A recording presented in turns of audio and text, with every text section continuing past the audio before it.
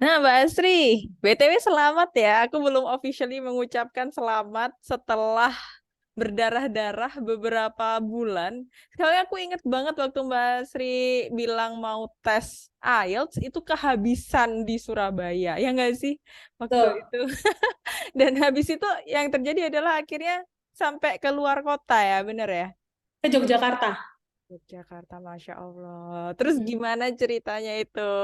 Akhirnya eh, sampai dapat LPDP. Oke, jadi di awal bener banget yang diceritakan oleh Kak Betari ya. Jadi for your information teman-teman, kalau misalnya rencananya mau daftar-daftar IELTS nanti-nanti, nah jadi itu tuh sudah pattern normal. Maksudnya semua orang tuh seharusnya ngerti kalau misalnya di detik-detik penutupan LPDP itu semua IELTS test itu full book gitu. Itu teman-teman harus antisipasi gitu. Nah, karena full book tersebut saya adalah salah satu orang yang akhirnya kan memutuskan waktu itu saya apply LPDP itu ketika LPDP-nya udah buka. Jadi bukan sebelumnya tapi setelah buka karena waktu saya ikut kelasnya Kak Betari, itu tuh di kepala saya kan belum mau ikut. Saya pikir, oh saya akan ikutnya tahun depan aja, maksudnya gelombang selanjutnya gitu. Tapi akhirnya oh saya coba aja sekarang, kalau misalnya nanti akhirnya saya nggak dapet, at least saya kayak punya persiapan mental gitu loh. Oh ternyata medan perangnya tuh seperti apa gitu. Makanya saya memutuskan untuk ikut di 2022 di bulan Maret. Itu saya ingat banget.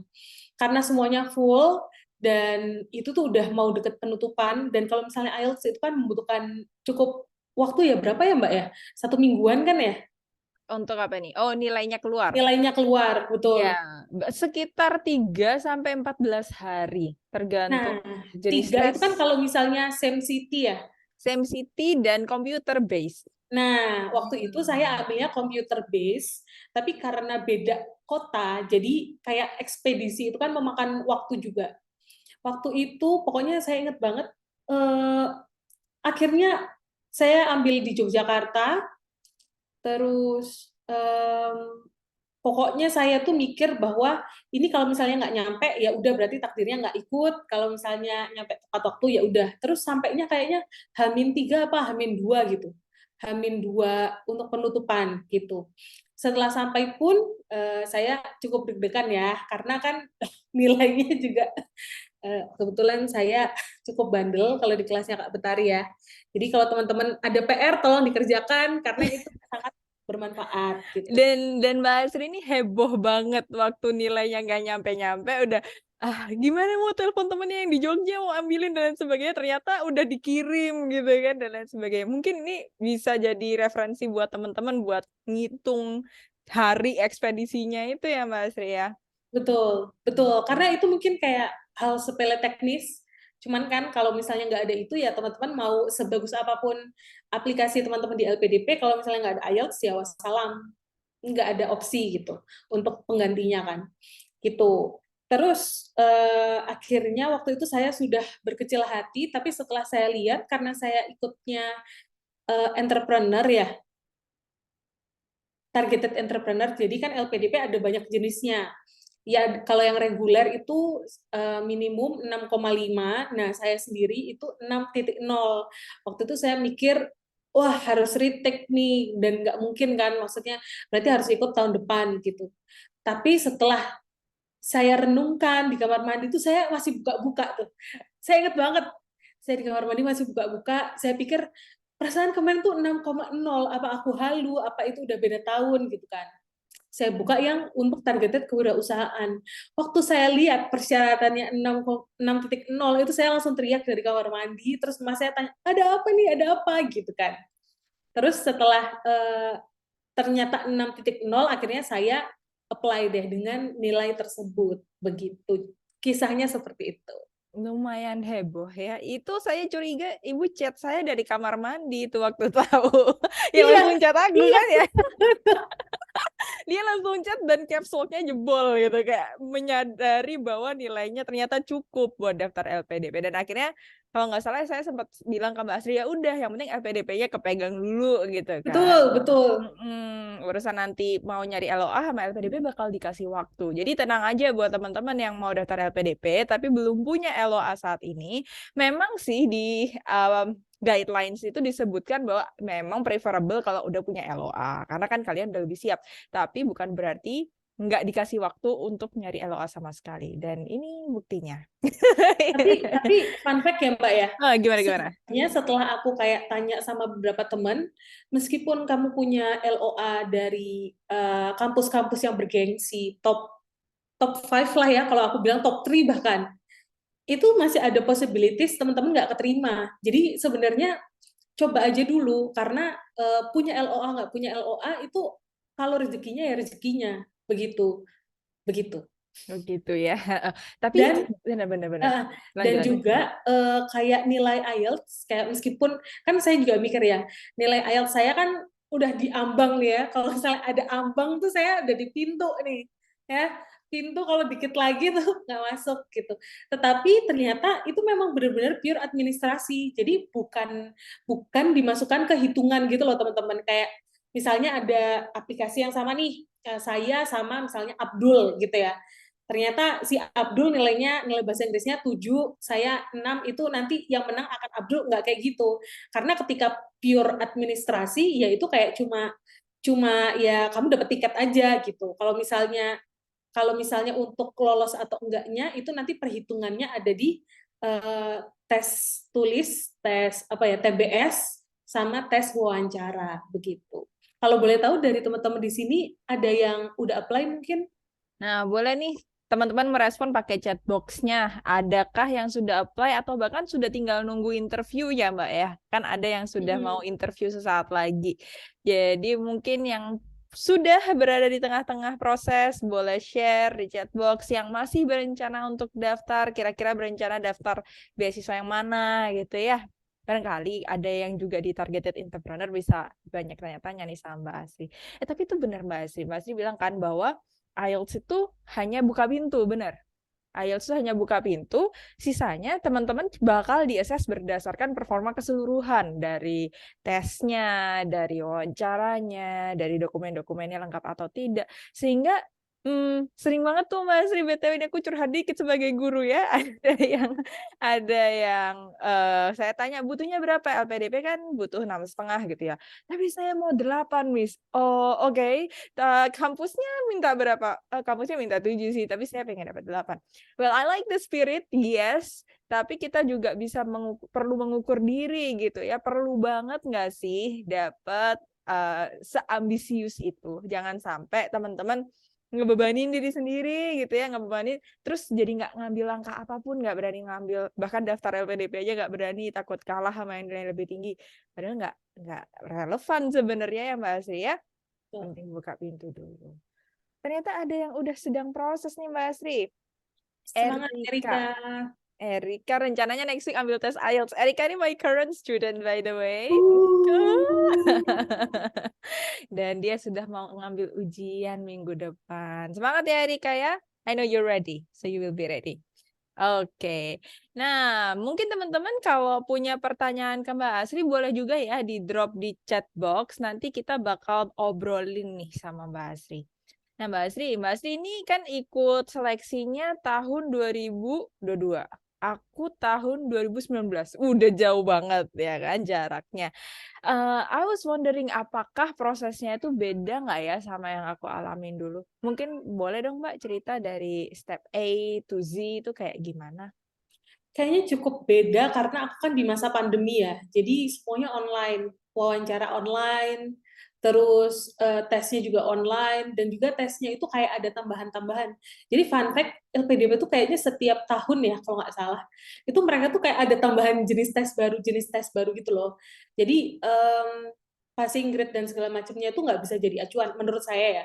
Cuman yang pasti kalau misalnya teman-teman daftar untuk yang targeted itu passing grade-nya pasti di bawah yang reguler. Jadi gunakan itu sebagai senjata teman-teman gitu.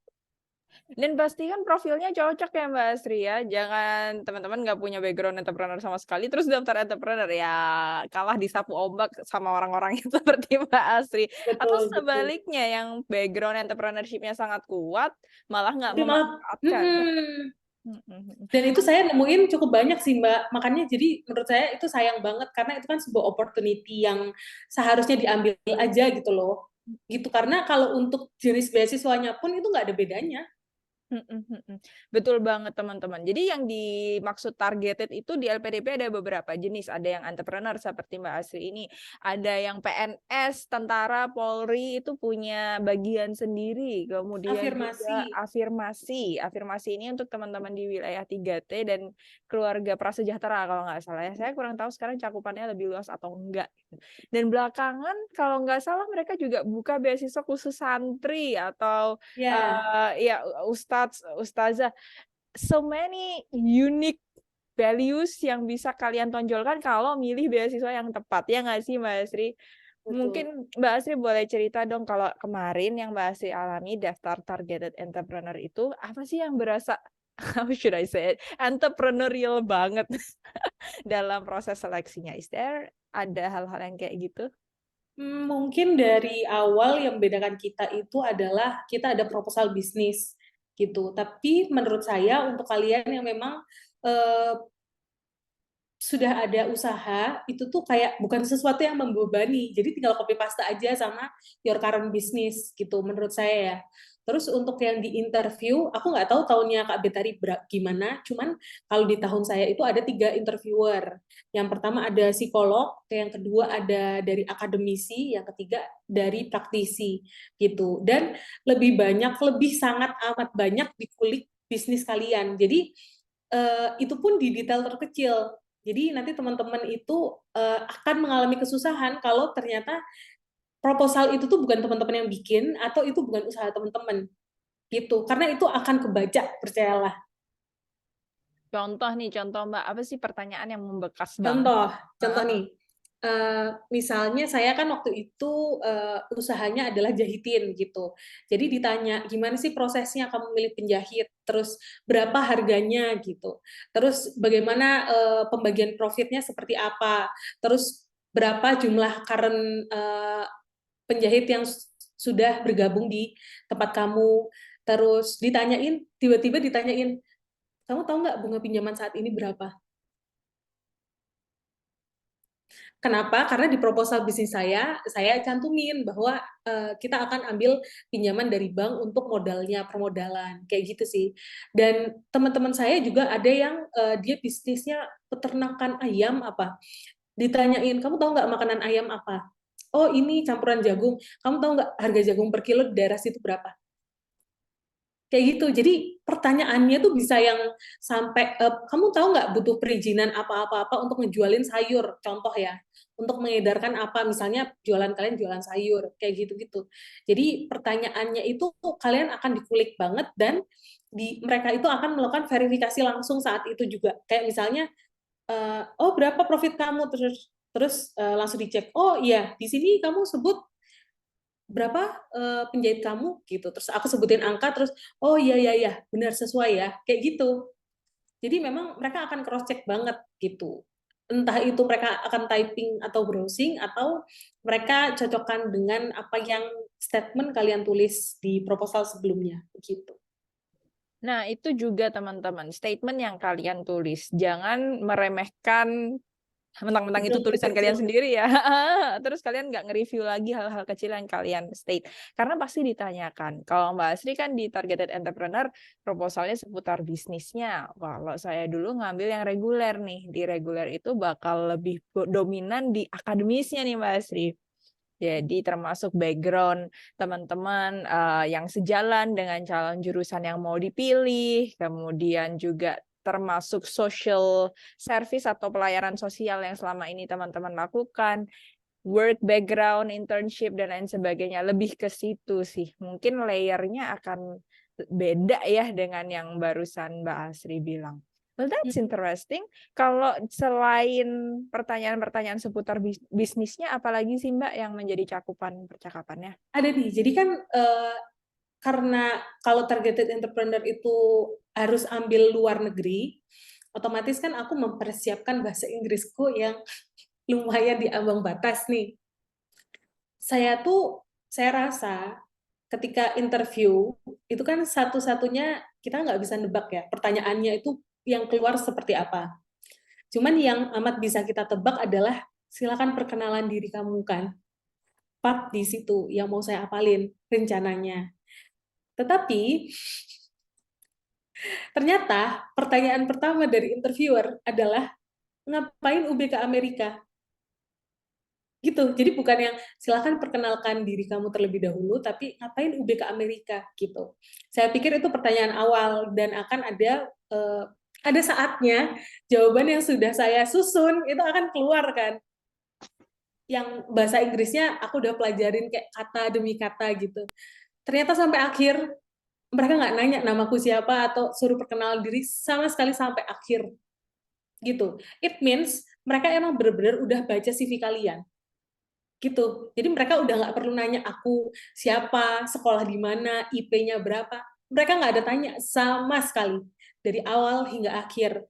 Dan ini cukup aneh sih menurut saya karena commonnya kan perkenalan diri terlebih dahulu ya.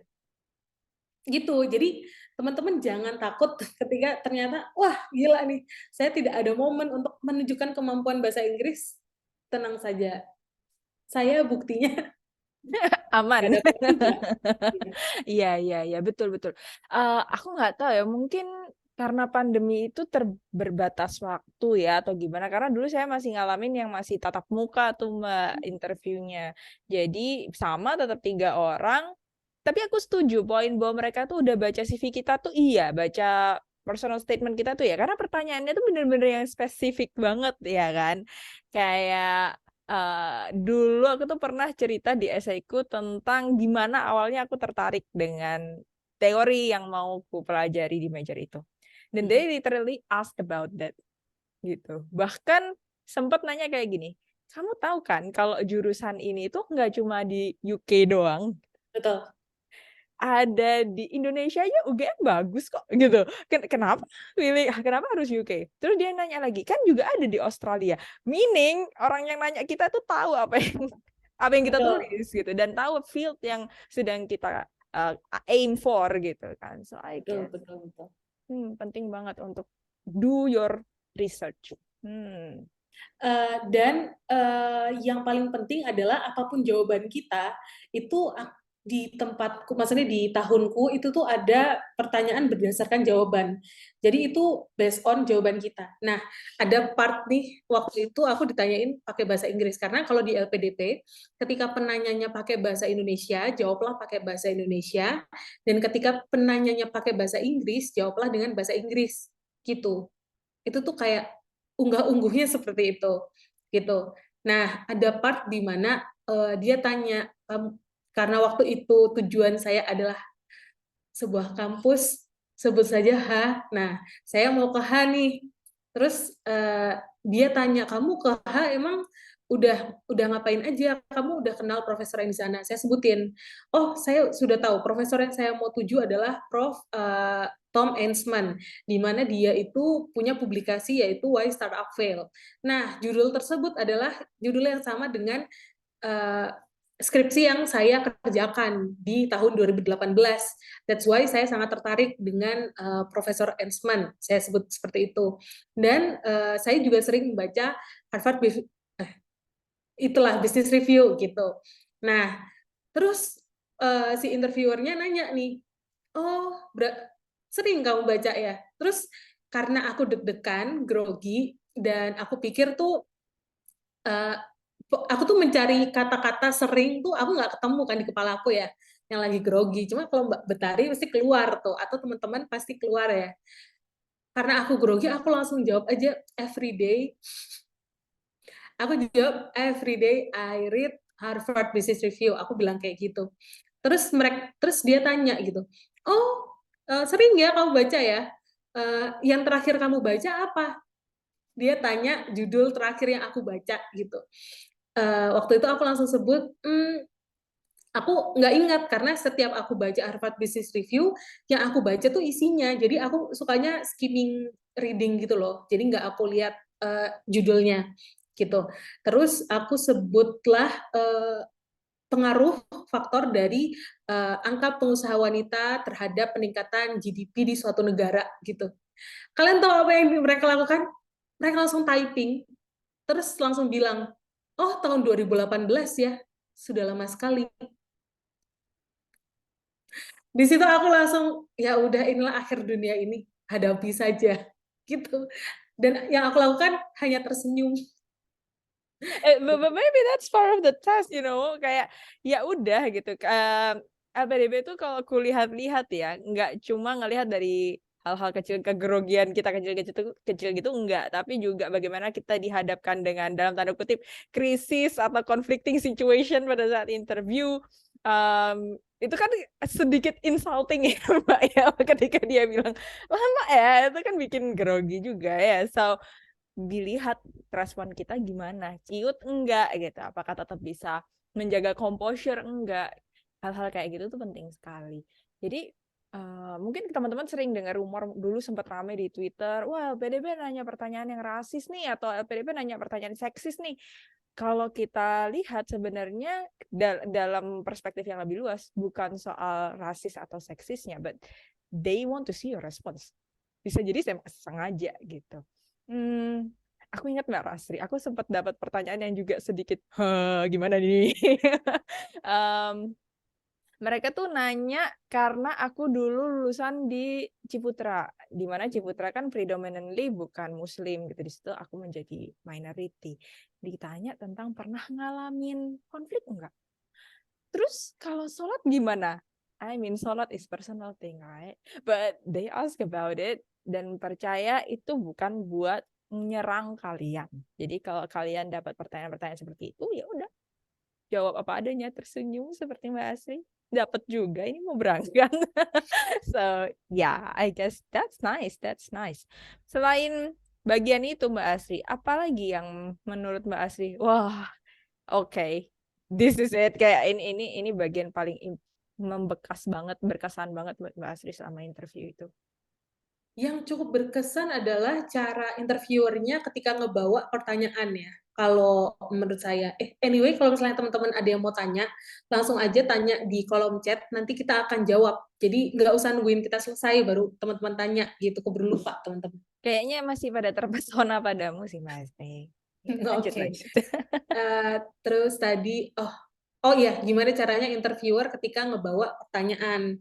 Nah, ceritanya itu adalah saya nggak ngerti gimana, cuman uh, mungkin ya kesan dari um, interviewer itu mungkin kalau misalnya anak-anak targeted mungkin kayak yang high achiever, terus uh, akan mudah dipancing kesombongannya gitu. Itu subjektif aku ya, subjektif aku gitu. Karena ada momen-momen di mana pertanyaannya itu bentuknya adalah, oh ini ya usaha kamu yang bikin kamu dapetin penghargaan gitu. Respon saya bukan yang, oh betul penghargaan itu segala macamnya. Terus saya cuma jawab, gimana Ibu? Karena memang saya bikin usaha bukan untuk dapat penghargaan gitu. Makanya saya rasa kok ini aneh pertanyaannya gitu.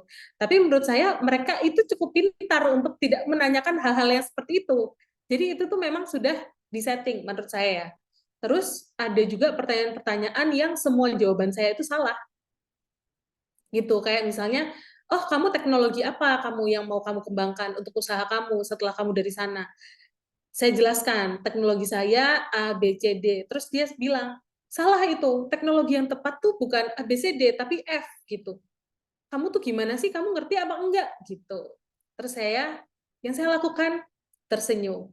Tidak membantah, maksudnya tidak berusaha menjelaskan. Kenapa? Karena sebenarnya itu mereka bukan mau tahu jawaban kita, cuma mau tahu respon kita gimana gitu. Karena menurut saya ketika kita akhirnya keluar negeri, akan ada momen-momen kita ketemu sama orang yang background-nya beda, value-nya beda, otaknya beda, pengalamannya beda, yang ketika ada sebuah pertanyaan kita jawab nggak serap di mereka, nggak bisa kita pokoknya kamu harus itu ikutin jawaban aku yang paling benar, itu nggak akan seperti itu. Jadi gimana caranya kita bisa melewati pertanyaan-pertanyaan yang cukup nggak enak, tapi dengan menjaga conversation-nya itu tetap enak gitu. Jadi tidak membuat hubungan kita jadi nggak enak sama interviewer. Dan interviewer itu berkali-kali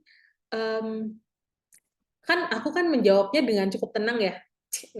Cukup tenang. Cukup tenang. Itu Ya, antara cukup tenang atau lemes ya, karena jawaban pertama kan. in between mungkin ya. Benar. Jadi karena kan di awal saya sudah kepleset ya. Nah, saya sebagai respon sebuah manusia, ke depannya itu saya jawabnya lebih santai, lebih pelan. Terus yang dilakukan oleh interviewer, 2 kata saya itu langsung dipotong. Jadi mereka tanya, gaji segini kamu sebagai apa nih di company kamu? Saya sebut sebenarnya kan founder dan CEO gitu kan. Nah, sebelumnya saya sebut founder.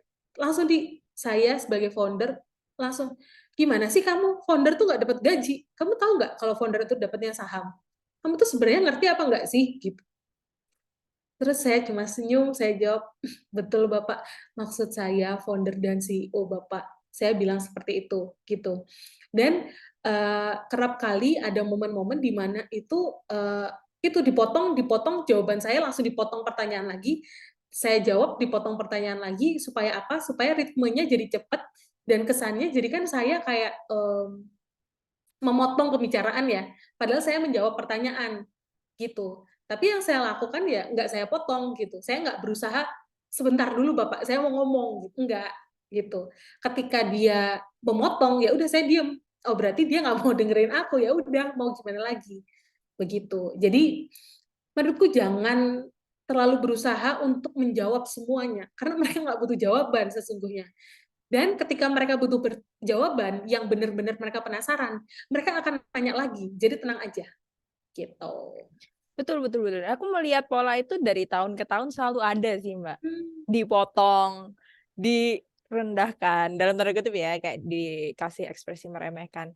Kayaknya memang ada SOP kali ya di merekanya gitu loh, bahwa emang harus kayak Part uji begitu. nyali gitu ya. Iya, kayaknya begitu. Buat yang panik beneran lemes sih Mbak Asri gitu. Iya, dan teman-temanku ada yang nangis, Betul. tapi ada yang ritmenya dia happy-happy, ketawa-ketawa, nggak dapet. Jadi, we never know. We never know. Tapi harus tetap siap sama semua kemungkinan ya. Betul. Berarti Yang sorry, pasti menyiapkan aja supaya kita tidak terpancing gitu aja. betul sekali. Tidak terpancing, that's the point. I like the way you put it. Nah, ini ada pertanyaan dari Erika nih, Mbak Sri. Dapat pertanyaan tentang nasionalisme nggak? Biasanya seperti apa, Mbak? Dapat nggak sih, Mbak? Sebenarnya mereka nggak directly nasionalis ya, cuman kan karena kita ada kontribusi ya, kita kan ada isi kontribusi setelah dari sana. Nah, mereka itu mengulik apakah emang benar itu yang mau kita kerjain. Karena itu akan kedetek kalau misalnya sebenarnya tujuan kita nggak itu. Tapi dia itu pertanyaannya implisit, tapi itu bisa mencerminkan. Kayak contohnya, aku ditanyain gini, oh berarti kamu balik dari Amerika cuma buat jahitin aja gitu. Maksudku jahitin tuh nggak aja, karena sebenarnya kontribusiku kan melalui jahitin ya, yang mau saya lakukan gitu. Entah itu kepada perekonomian Indonesia, entah itu ke teman-teman UMKM, ke teman-teman penjahit, tapi ya toolsnya adalah lewat jahitin, dan mereka tuh mancingnya adalah jahitin aja. Nah, untuk teman-teman yang mungkin grogi, bisa aja jawab, oh saya sambil bekerja atau sambil apa, berarti kan, oh berarti ini nggak fokus nih, kayak gitu loh. Jadi ketika ditanyain, oh gitu aja, kayak iya Bapak, iya. Dalam hatiku gila lo, nggak aja tuh, gitu maksudnya. Iya, Mbak Asri bisa seperti ini karena Mbak Asri know what she's doing gitu. Aku rasa itu poin yang sangat penting ya. Tidak berusaha menjadi orang lain, tidak berusaha untuk impress examinersnya atau Betul. interviewersnya. Yang Mbak Asri lakukan simply present apa yang selama ini menjadi value-nya Mbak Asri gitu kan. Very nice. Ya ada respon nih Mbak Asri dari Trimurti. Kuncinya tenang ya Kak ya untuk setiap pertanyaan yang kita jawab. betul, tenang dan jujur ya. Seperti tadi everyday teman-teman harus belajar. Jangan sebut everyday kalau nggak everyday ya. Iya, Harusnya ya. karena nanti terakhir 2018, 4 tahun yang lalu Hmm. dong. I see. Ya, itu pelajaran yang bagus juga sih. Know bahwa semua yang keluar dari mulut kita tuh bisa di follow up sama mereka. Zaman aku dulu nggak ada tuh langsung ngetik, tuh serem sih ya. Maksudnya mereka langsung fact checking, itu menarik sekali. Dulu mungkin karena kita tatap muka ya, jadi sama-sama nggak pakai Iya, nggak device langsung kan. apapun gitu. Nah, aku tuh juga mengamati pola nih. Aku nggak tahu di targeted entrepreneur tuh apakah sama ya. Tapi kalau di at least di angkatan saya, profilnya tuh mirip-mirip.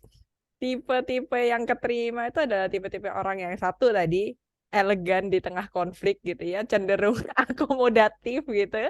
Dan kalaupun dalam tanda kutip berprestasi gitu ya, mereka tidak berusaha melangit gitu ya, tidak berusaha untuk Tidak glorifikasi kemenangan. Itu exactly. ada di itu ada di feed-nya LPDP.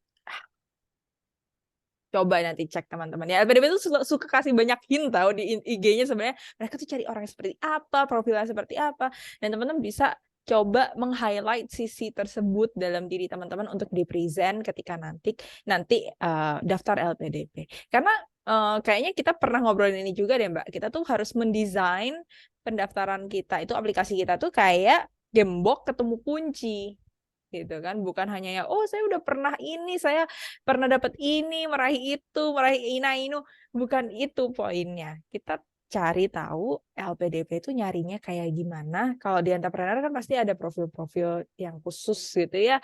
Di reguler pun juga demikian. Jadi nggak random asal dasar kan gue berprestasi, nggak gitu bosku, nggak gitu. So we have to take our time, jangan buru-buru. Bahkan kalau bisa ditimbang-timbang lagi, harus sekarang banget nih ya. Nah, itu juga boleh menjadi bahan pertimbangan teman-teman. Gitu.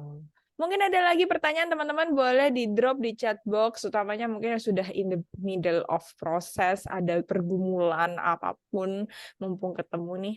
Ada pertanyaan dari Erika nih, Kak. Ada nggak Kak pengalaman sama sekali nggak bisa jawab pertanyaan? Terus apa yang dilakukan? Ini dia. Jadi, aku itu ditembak. Kamu tahu nggak suku bunga pinjaman saat ini berapa? Saya sebagai anak ekonomi, dan yang menulis itu di proposal, saya nggak nulis itu ada berapa ya bunganya, bunga pinjaman. Tapi saya mikir inflasi itu 5%. Tetapi waktu itu saya karena grogi, saya udah sebut 5% duluan. Tapi saya mikir nggak mungkin 5%, karena inflasi 5% harusnya lebih tinggi kan. Saya jawab 5 hingga 7% Bapak. Dengan PD-nya saya jawab seperti itu. Terus bapaknya bilang, wah rendah sekali. Kalau gitu saya pinjam uang ke kamu deh. Bisa nggak saya pinjam uang ke kamu? Digituin. Terus yang saya jawab adalah, ya jangan Bapak. Gitu. Ya udahlah ya gitu ya. Iya, maksudnya saya juga, kalau misalnya ngomong nggak tahu kan ya, kamu udah nulis gitu, kok bisa kamu nggak tahu kan ya. Dan saya ekonomi kan gengsi kalau nggak tahu. Ya itu nggak tahu ya itu perlu dicontoh atau enggak, tapi ya itu di saat teman-teman kepepet, terus dia bilang, saya pinjam ke kamu, bisa nggak saya pinjam uang kamu?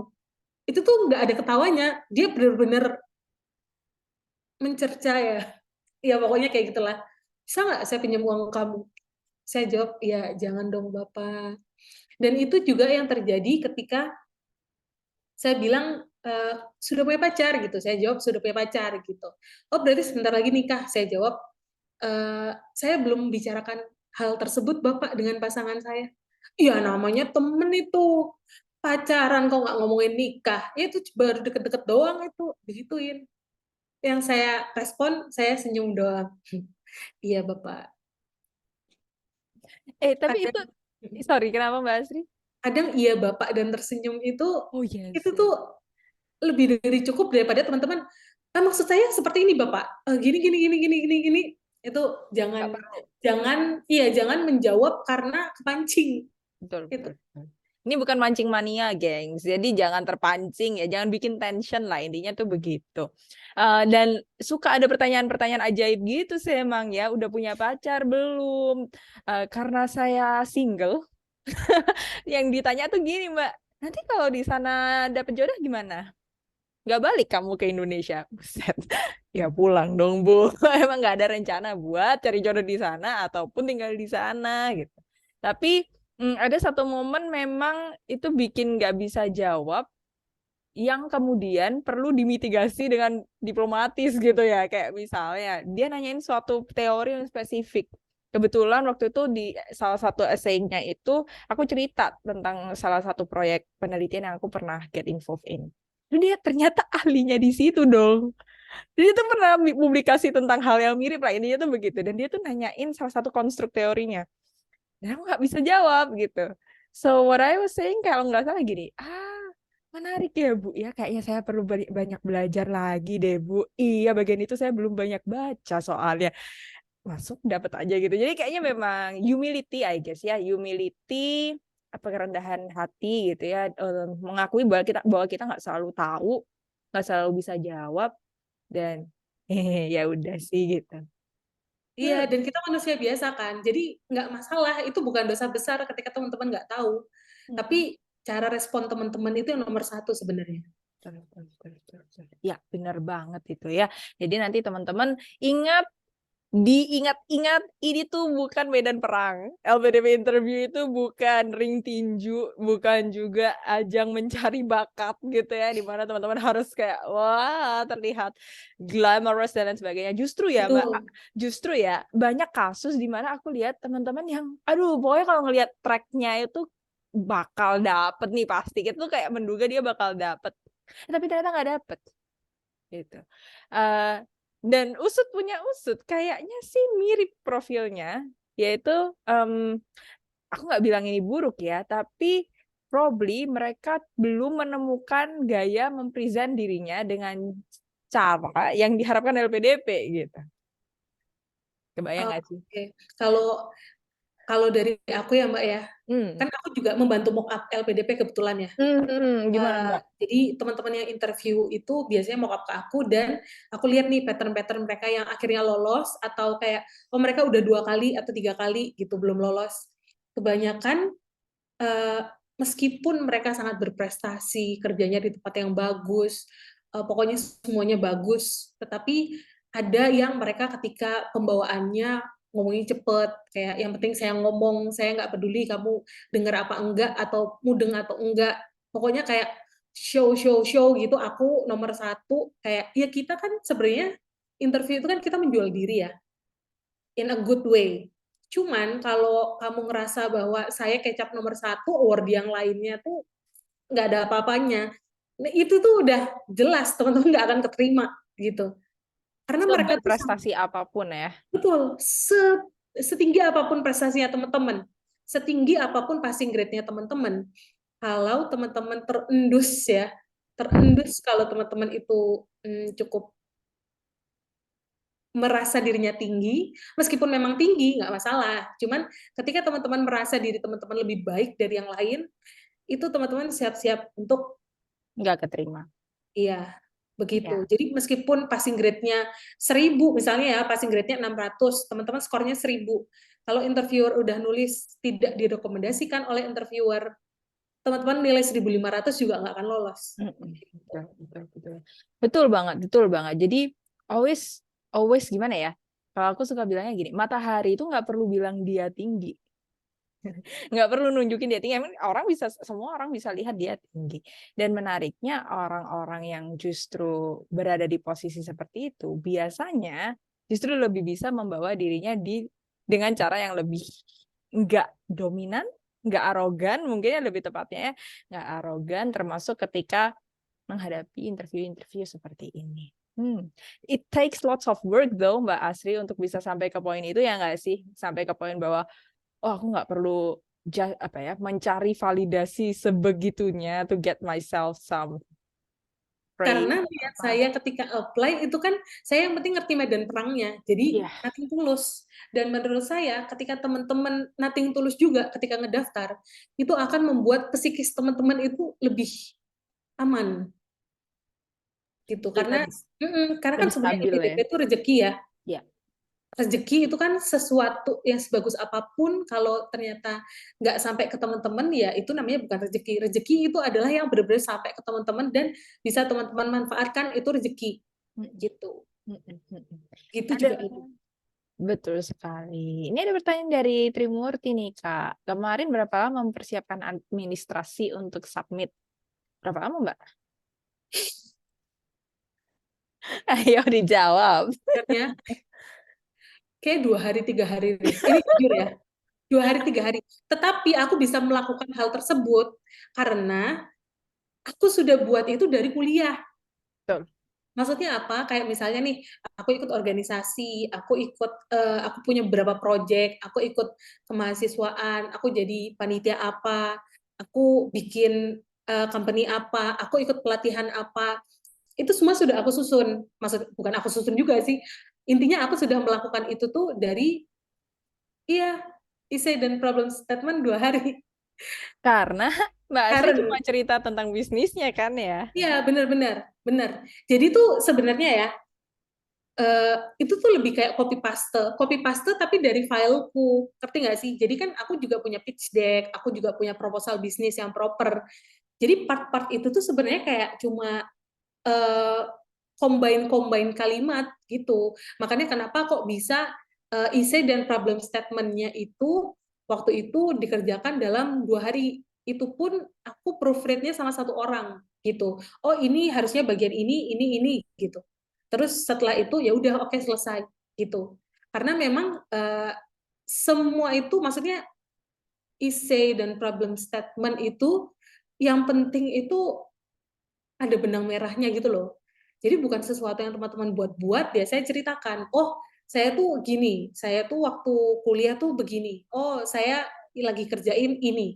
Nah harapan saya, kenapa saya mau melanjutkan S2, karena untuk ini gitu. Jadi udah ada. Jadi saya tinggal combine. Tapi kalau misalnya teman-teman yang belum kepikiran, nah itu teman-teman harus membutuhkan waktu yang cukup lama. Kenapa? Karena selama saya kayak mock up interview sama teman-teman yang lain, mereka tuh bikin kayak, oh ini saya ambil bisnis prosesnya orang lain gitu. Itu akan kebaca, mereka akan kegelagapan dan itu akan kebaca dan akhirnya itu nggak meloloskan mereka gitu loh. Mereka harus 2-3 kali untuk ikut karena yang mereka tulis itu bukan diri mereka sendiri. That's Jadi true. the best essay atau problem statement itu bukan yang paling lama teman-teman bikin, tapi yang paling mirip sama apa yang teman-teman emang lakuin. Jadi itu kayak self reflection gitu loh. Oh, that's true. That's a really nice point. Jadi, namanya aja personal statement ya, yang mana sumbernya adalah ya personnya gitu. Artinya, kita bukan Fafifu was seperti wise man aja nulis sesuatu yang indah-indah di situ. Enggak, kita menceritakan diri kita selama ini apa aja yang udah dikerjain. Kalau Mbak Asri bisa mengerjakan itu karena bisnisnya memang yang selama ini dilakukan. Kalau yang aku alami, emang aku dari awal udah ngincer nih Mbak, mau ngincer LPDP itu setahun sebelumnya gitu. Hmm. Sehingga dalam setahun itu, I kind of construct my profile untuk menuju ke sana. Magangnya, kemudian volunteeringnya, pekerjaan-pekerjaannya, semua mengerucut pada skill-skill yang bisa bawa saya siap belajar ke major yang saya tuju. Sehingga Nah, sampai ke titik daftar LPDP itu profilnya runcing. Gitu. Tapi kan it takes time gitu kan untuk sampai ke betul, sana. betul. Dan itu nggak salah loh kalau misalnya mempersiapkan dalam waktu yang lama ya. Karena apa? Karena sebenarnya yang di luar negeri mau daftar master, itu mereka juga akan dilihat track record-nya. Jadi sebenarnya LPDP mensyaratkan itu kayak percuma kalian lolos LPDP kalau kalian nggak dapat kampus kan. Jadi kalian harus ngerti ini teman-teman mau ngerjain apa, mau ngelakuin apa, gitu. Ada pertanyaan lagi dari Risna nih, Mbak. Mau tanya dong, persiapan buat IELTS itu berapa lama? Startnya dari skill bahasa yang mana? Kayak basic, intermediate, atau advance? Mbak Asri ini salah satu murid yang menarik. Mungkin Mbak Asri boleh cerita kalau dari sudut pandang Mbak Asri gimana? Jadi teman-teman, aku tuh dalam menggunakan bahasa Inggris, waktu SMP tuh temanku pernah membuat Twitter judulnya Asri Failed Quotes. Jadi itu adalah placement bahasa Inggris saya yang salah vocabnya, salah grammarnya, itu mereka bikinin tweet. Jadi mereka bikin akun khusus kalimat-kalimat salah Asri gitu. Dan itu bikin aku maksudnya tidak pede berbahasa Inggris hingga waktu yang lama. Gitu pun ketika aku ketemu Mbak Betari, aku langsung tembak Mbak Betari, Mbak aku mau daftar. Jadi awalnya itu kita tuh sama-sama mengenal Susuk ya. Jadi ada satu profesor yang hanya bisa dimengerti oleh Mbak Betari. Enggak dong Mbak Asri. Aku Ini kita coba, dari padepokan yang sama awalnya ya. aku coba apply tuh ke Susuk. Namanya Susuk. Itu orang Orang namanya Susuk lah, senior bapak-bapak lah. banget lah ya. Senior banget Senior, teman-teman. senior, Senior maha komputer senior IELTS udah. deh. Heeh. Terus intinya dia itu tidak terstruktur. Kalau Mbak Betari kan ada kurikulumnya terstruktur ya. Kalau dia tuh nggak terstruktur, setiap aku datang langsung gini.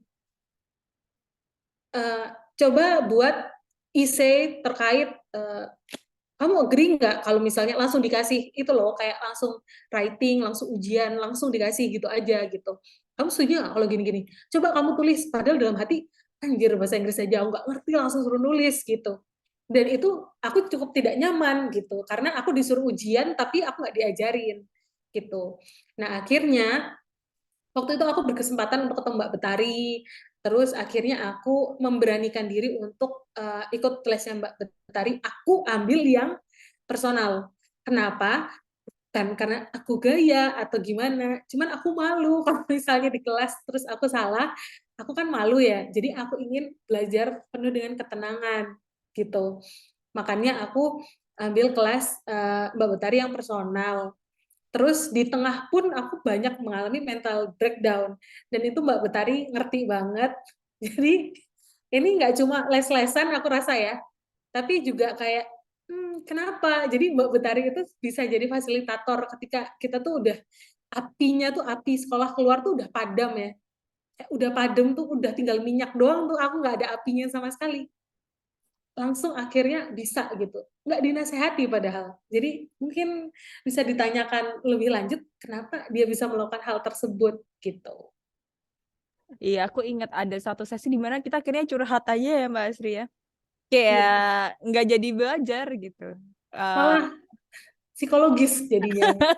tapi itu penting teman-teman. Karena kalau nggak gitu, nggak bisa ngelanjutin namanya orang capek. Misalnya kita habis lari maraton, ngos-ngosan, terus kita, nggak boleh ngos-ngosan, nggak mungkin kan, gitu namanya orang capek, capek aja. Kadang ya udah, yuk kita taruh, kita ngobrol.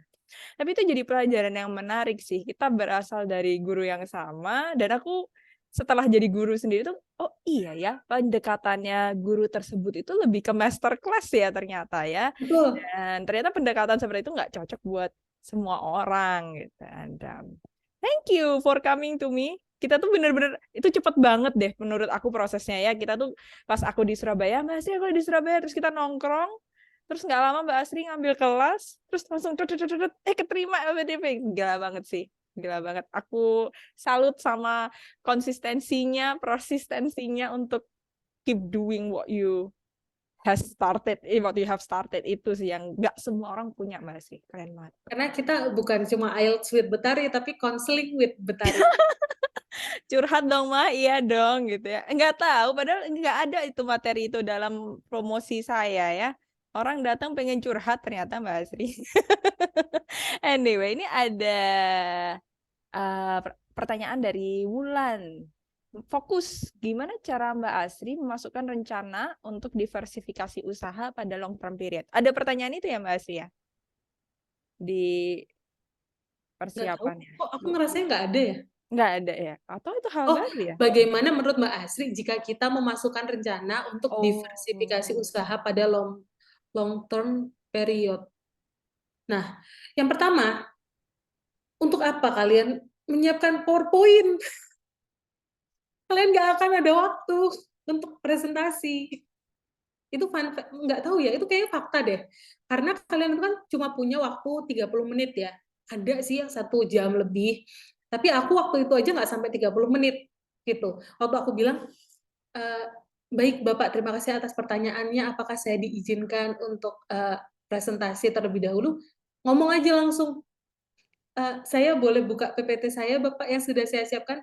Nggak, langsung aja ngomong gitu Mbak. Jadi eh, kayaknya Mbak nggak akan ada sempet deh kalau misalnya Mbak ngeluarin PowerPoint. Jadi lebih baik fokus untuk ke yang lainnya. Tapi kalau misalnya mau persiapan PowerPoint nggak apa-apa, tapi ya 3 lembar aja udah cukup Mbak. Itu aja udah cukup.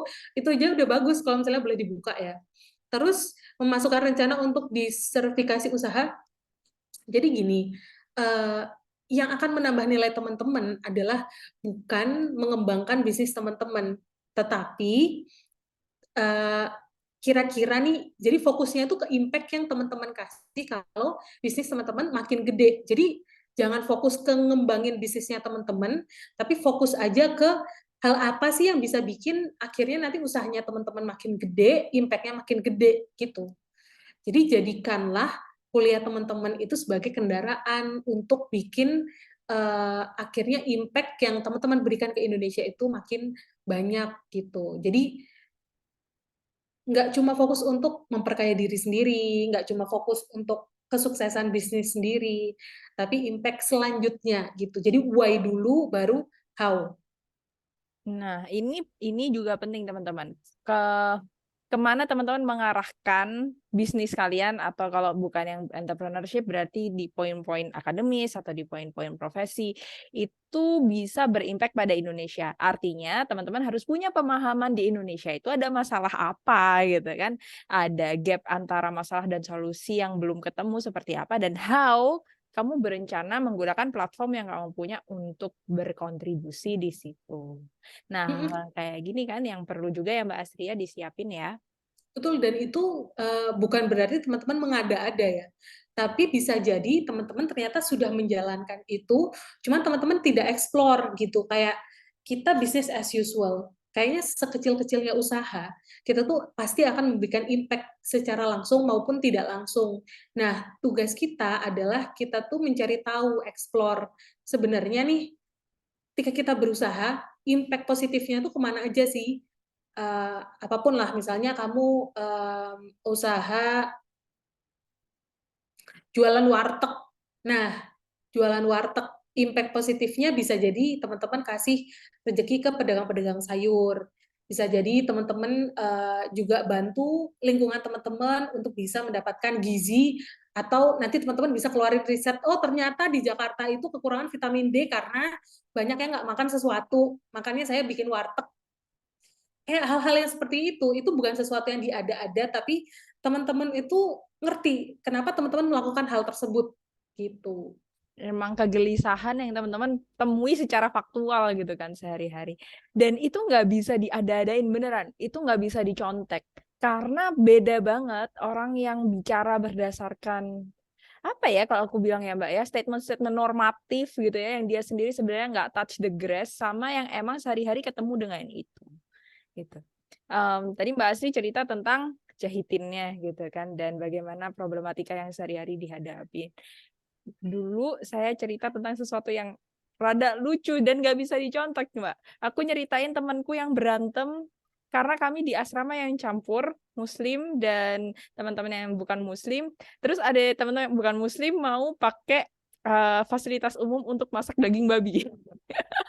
Dan ya, mungkin memang jiwa-jiwa wasit sedari dini sudah ada dalam diri saya. Saya menjadi wasit perkelahian itu, tapi habis itu saya sambil kayak, menarik ya. Maksudnya, this is like isu identitas yang kemudian tidak terkomunikasikan dengan baik. Akhirnya jadi konflik. Hal sekecil itu jadi rame. Gimana di ranah yang lebih gede di Indonesia yang, wah, lebih beragam lagi. And that kind of sparks my curiosity tentang isu yang mau saya pelajari. Itu teman-teman, dan itu nggak bisa disengajain, nggak bisa niru dari orang lain, gitu ya. Ini ada pertanyaan dari Rasmei. Berarti kakak persiapan IELTS-nya kurang dari 1 tahun ya kak? Terus Ya, kalau universitasnya minimum skor IELTS-nya berapa kak? Kenapa, Bu? Ini teman-teman harus tahu, teman-teman, kalau misalnya teman-teman maju mundur mau daftar kampus, faktanya temanku keterima di Boston University, IELTS IELTS dia itu kurang dari persyaratan. Tapi dia tetap keterima. Kenapa? Kampus itu kadang melihat IELTS itu jadi kayak, oh ini masih bisa kok diperbaiki gitu. Dan itu dia pun dapat LOA-nya tuh unconditional. Jadi dia nggak disuruh tes lagi, nggak masalah gitu kan. Akhirnya oh dia waktu diwawancara bisa bahasa Inggris, ya udah gitu. Jadi teman-teman jangan takut kalau misalnya ngedaftar, itu tuh teman-teman akan tahu akhirnya IELTS itu dibutuhkan atau enggak itu ketika teman-teman daftar. Contohnya kayak Cornell. Cornell itu kalau misalnya enggak, teman-teman akhirnya IELTS-nya masih kurang, akan ditanya, kamu mau retake nggak tesnya? Nah, MIT nggak butuh tes bahasa Inggris. Terus tempatku, Babson, aku itu kan ada syarat ya bahasa Inggris. Nah, aku nggak tahu gimana kisahnya. Kayaknya itu kayak ada, kalau misalnya kamu mau ngurus waiver, itu kamu kayak ngasih statement segala macam, kamu tuh apa atau segala macamnya gitu ya. Tapi aku dapat dua-duanya. Aku nggak perlu tes GMAT, aku nggak perlu tes IELTS. Jadi ketika semuanya harus retest, retake tes segala macam, aku tidak melakukan itu dan tetap aja dapat gitu loh. Jadi teman-teman jangan jangan apa ya, jangan IELTS itu jadikan momok yang akhirnya ayo udahlah 5 tahun lagi lah, aku kayaknya 1 tahun belajar speaking, 1 tahun belajar writing, 1 tahun Lamaan ya, belajar Bun ya. reading, itu keburu PDP tutup say gitu. Beraniin aja sih intinya ya, ambil langkah sekarang.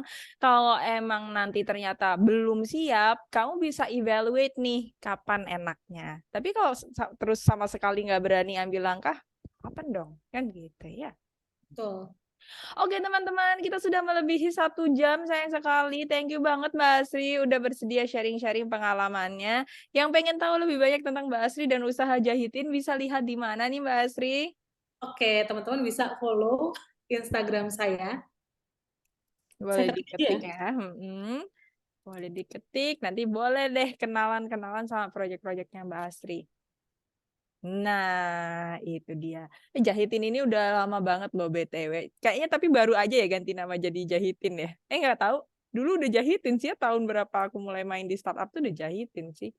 Dan udah mulai merambah berbagai diversifikasi nih usahanya ya. Makin keren aja. Semoga makin berkah ya Mbak Asri ya. Amin, amin. By the way, teman-teman, di chatbox saya sudah menunaikan janji saya untuk membagikan modul gratis tentang persiapan interview scholarship, dan buat teman-teman yang mau ke UK, di situ juga ada resources untuk step by step yang bisa teman-teman persiapkan untuk belajar ke UK, pre-departure dan nanti after arrival di sana.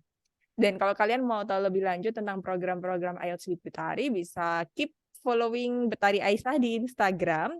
Dan by the way, kita sudah buka pendaftaran. Kita mau buka pendaftaran baru nih buat teman-teman yang mau ngambil kelas foundation seperti yang Mbak Asri ambil.